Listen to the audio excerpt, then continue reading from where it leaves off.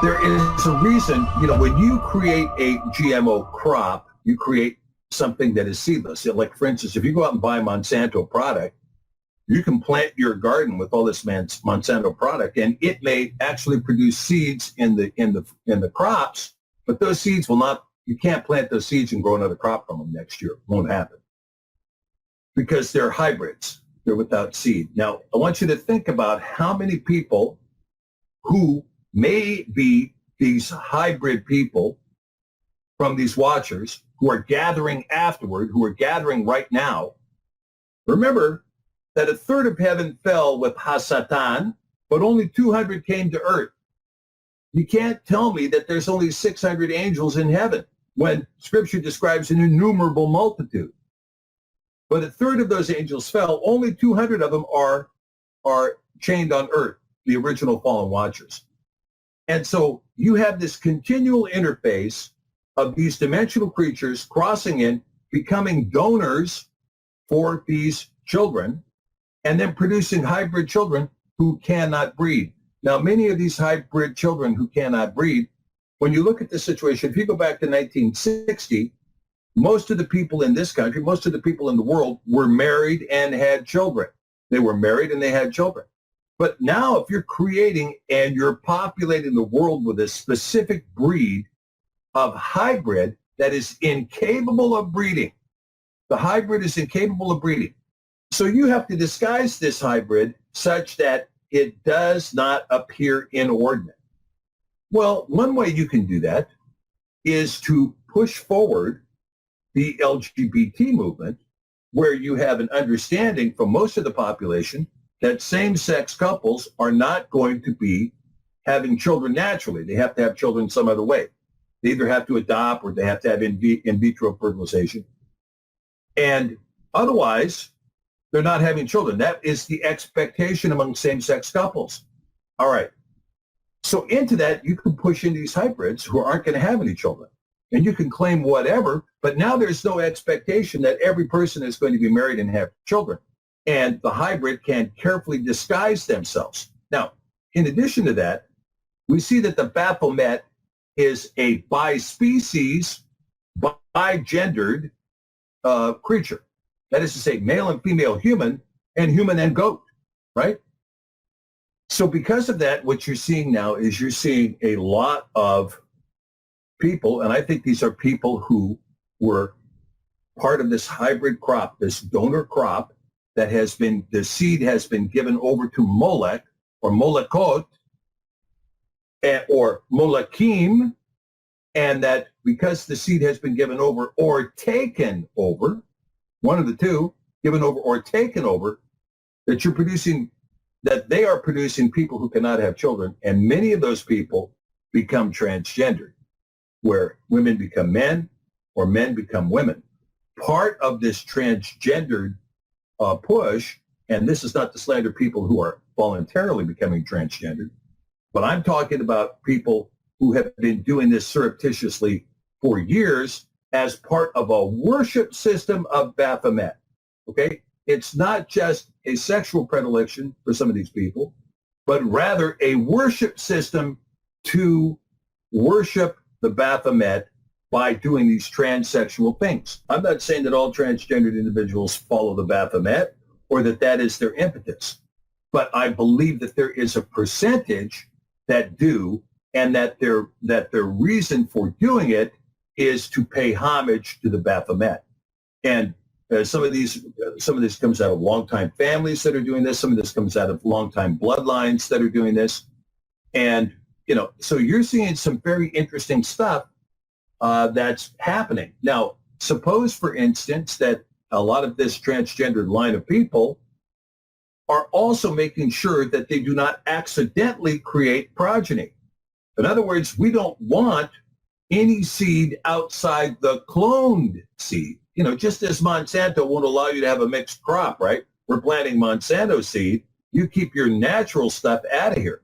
In fact, I think there's been some cases where they have sued to keep natural seed from being planted next to a Monsanto crop so that natural seed doesn't come in there and actually proliferate the field where you can actually regrow without buying the Monsanto seed. So I don't know that for sure, but I have heard those stories, okay? So, the same question here. If you're cloning individuals or you're breeding individuals through test tube pregnancies only, where you're pre-selecting the DNA, this is the father and this is the mother, you're pre-selecting that DNA and then you're placing it, and then that DNA is then deposited in the donor mom, you can see where you're going to get a lot of really interesting things happening, but you have absolute complete control over the DNA of the child that's being born, you see? And so I don't know if this is the reason why this transgendered stuff is happening, but I do know that there is a lot more to this movement than meets the eye. And you cannot factor out the Bafomet as being part of this protocol.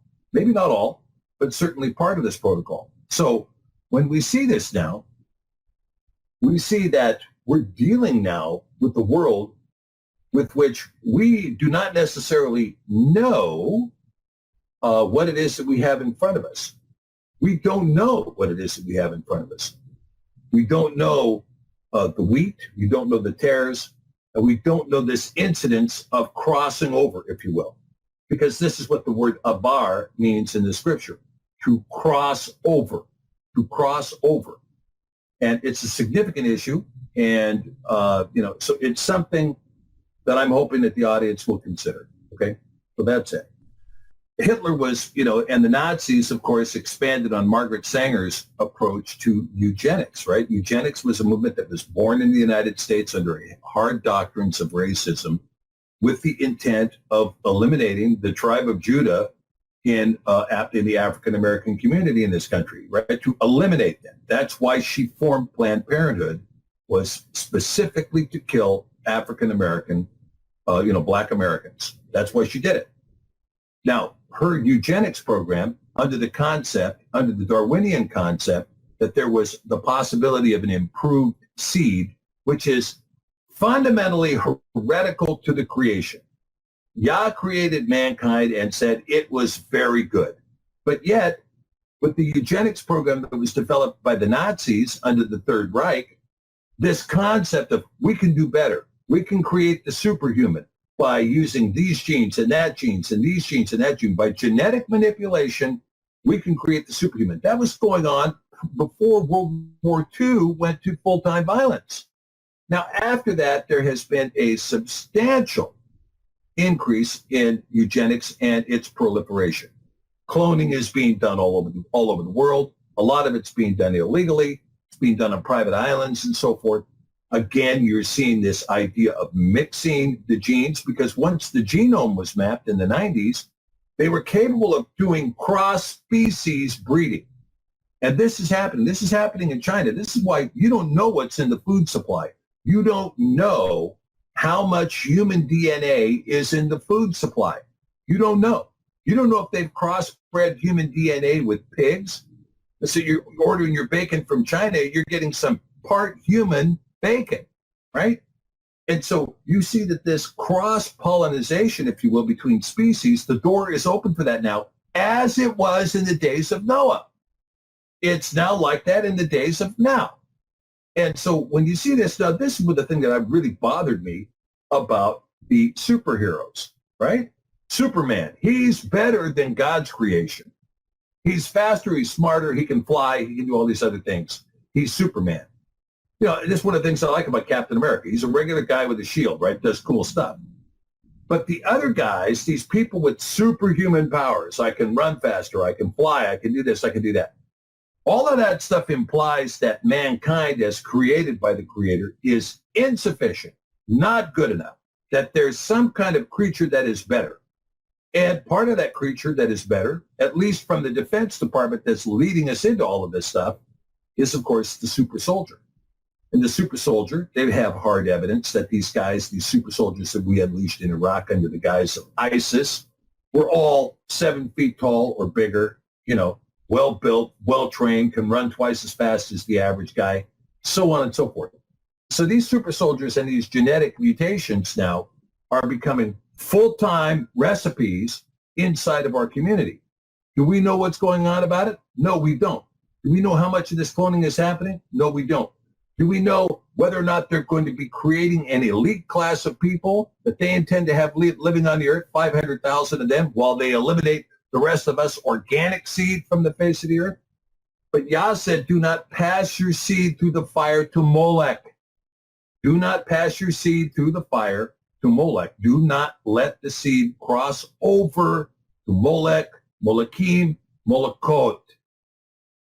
There has been a lot of discussion, particularly in the faith community, that has been about the rise of the coming Antichrist and, of course, the coming tribulation and so on and so forth. And evil has been allowed to rise, and thrive and expand, and it goes on unbridled. And now we see evil really moving with no fear whatsoever. You mentioned it earlier in the show. People have no fear about bringing in the statue of Satan into downtown, going up on the public steps, confessing that they're open Satan worshipers, proclaiming all this stuff, in public about these witchcraft rites they do and the spell casting they do. I mean, there's no qualms whatsoever about any of this, right? Because we've gotten to a point now where the evil has surfaced and is now dominating the field. And evil is now good and good is now evil. And those who propose to say, gee, we should hang on to the good a little bit are denounced and condemned. And so what you see is that because this has inverted and flipped, we think that this coming of the Antichrist is going to be just completely unbridled. There's nothing to stop the Antichrist from walking in on a golden carpet and everybody's going to go, gee, doesn't the emperor look great? That is foolishness, because the wrath of Yah and his judgment is coming. And there have been, I don't know how many prophets I have listened to who have all said this. I'm not prophesying this, but I can see in my own heart that this is coming. And the world we know right now, which is this world based on phony currency and fake money and running up debt and basically spending all the wealth of our children and our grandchildren and our great-grandchildren in our lifetime in order to accumulate a bunch of stuff we don't need or want in order to impress people we don't know, all of that world is going to come to a screeching halt. And when it does, there will be those who seek the truth of Yah, and there will be those who shake their fists at him. But this is where we are, because the blood of the earth cries out, and Yah is hearing it.